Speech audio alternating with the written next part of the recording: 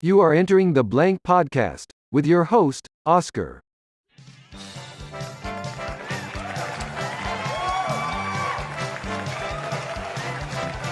Hello everyone and welcome to the Blank Podcast, the audio show that doesn't have a creative name thanks to the marketing team. In the last episode we discussed how and why your microwave telling the time will accelerate the possible upbringing of the machines against humans. But in this episode, we'll be talking about Russia.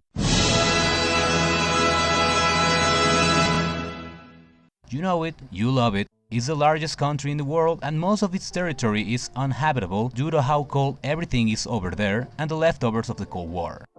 I have here my friends Diego and Evelyn and they will help us know about how Russians keep themselves entertained apart from drinking, but let's start with the sports.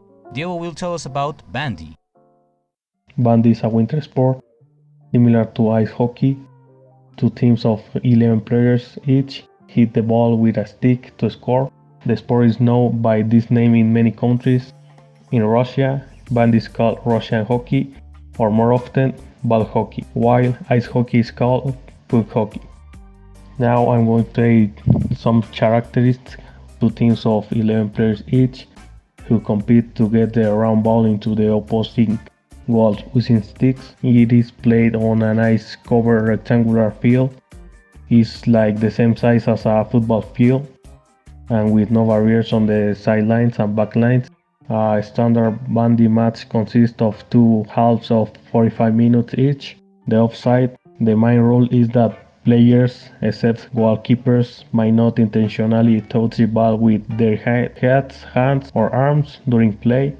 Although players typically use their sticks to move the ball, they might use any part of their body other than their heads, hands or arms, and may use their skates to a limited extent.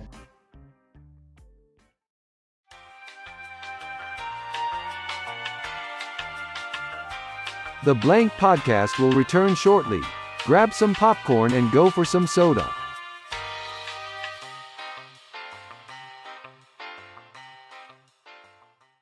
That sure as hell is interesting. Cultural activities are plentiful with art exhibitions, markets, museums, and historical homes. In addition to performances such as concerts, theater, and ballet, sport fans can go to the gym or swimming pool, enjoy outdoor activities, join clubs or teams, or just watch games such as football at sports bar. Family entertainment is an offer in many of the activities above, as well as a variety of after-school clubs, cinema parks, amusement parks, entertainment centers, and circuses. Now, there is some limitations inside the country, and Evelyn will tell us about that. Go on, Eve. There is widespread suppression of politically sensitive material in much of the media. Journalists who criticize the authorities face possible reprisals, including physical violence and judicial harassment. The number and reach of independent media have greatly diminished during Vladimir Putin's year in power. While the internet is less tightly controlled than traditional media, the authorities have extended their control over cyberspace, passing laws to allow the blocking of content and to give the security services greater access to user data. Officials are keen to curb the influence of global internet giants. The 2019 Sovereign Internet Law paves the way for what is called an autonomous or sovereign internet within Russia. The authorities are increasingly at odds with US big tech companies like Google, Facebook, and Twitter. Most recently because of restrictions placed on content from Russian state media. Thanks! Sadly, that's all time we've got right now, but join us next week, in which we will talk about how extra-dimensional entities can be way closer than you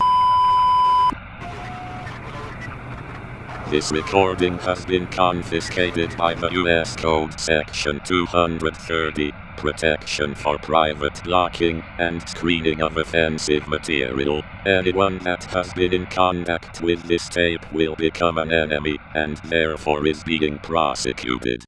We have your location. We know who you are. We know who you love. Secure. Contain. Protect.